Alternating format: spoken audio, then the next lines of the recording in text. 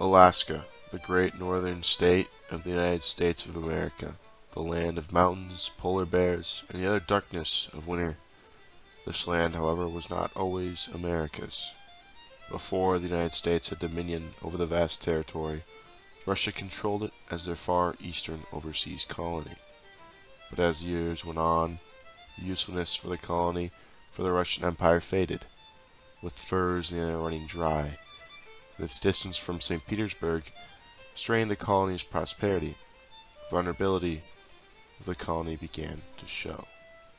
But why would Russia sell to the Americas, and why in 1867? Why would America buy the far northern colony of Alaska?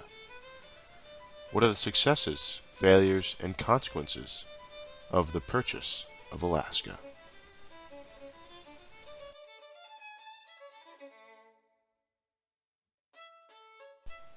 The Russian colony of Alaska was a land with plentiful resources but few people to harvest them. The distance from the western Russian homeland made it difficult to get people and supplies to the colony. The reason for its colonization by the Russians was securing a possible northern sea route. If the sea route was found, it would mean Russia controlled passage from one end of their empire to another, all by sea. The failure to find a northern passage to connect the eastern half of the empire through the Bering Strait around northern Siberia and the rest of the western portion of the empire, meant Alaska held little strategic importance. It did serve as a trading post for Russian ships sailing south to Russian forts in California and down to Hawaii. The economy of the colony was based on vast amounts of furs and pelts that could be traded. Russia, historically speaking, has always had a weaker navy than many of its neighbors. This lack of naval projection made their overseas colonies weak and vulnerable to quick invasion and seizure.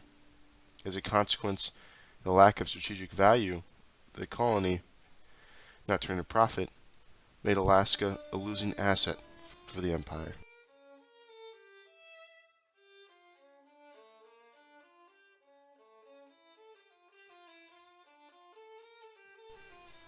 After losing the Crimean War, the Russian Empire was in dire need of money to pay off its war debts. The empire was in a period of internal reconstruction, modernization, and consolidation. Many of Russia's leaders viewed Alaska as a costly asset. Any investment into the colony could quickly be seized by the British or the Americans who were slowly settling the area. Selling was viewed as the best possible option to rebuild the empire. But why would America want to buy the territory? One man made it his mission to make it happen. William Seward, the Secretary of State and two-time senator from New York, led the charge for the purchase of Alaska. After the Civil War, he fought hard in Congress to obtain new lands for the United States of America. In a speech he gave in 1860, Seward predicted Alaska would join the Union one day. Before purchasing Alaska, he tried purchasing islands in the Caribbean, but both attempts fell through. With backing of President Johnson, Seward met with Baron Edward de Stolek of the Russian Empire. They settled on the price of $7.2 million, which is equivalent to $700 billion in today's money. On April 7, 1867, the Senate voted 37-2 in favor of the purchase. 3 days later, on April 10th, the treaty was ratified.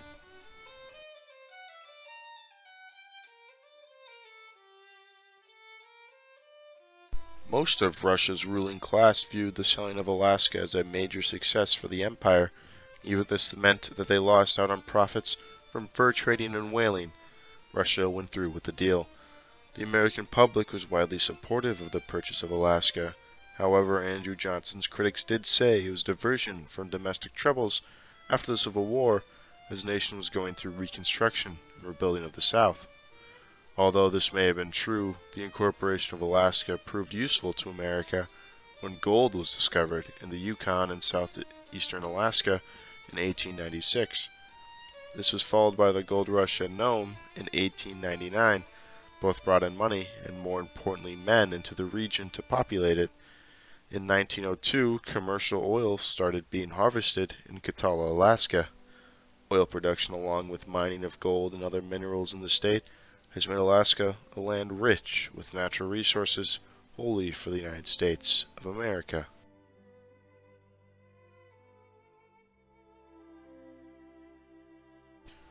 Russia understood two things.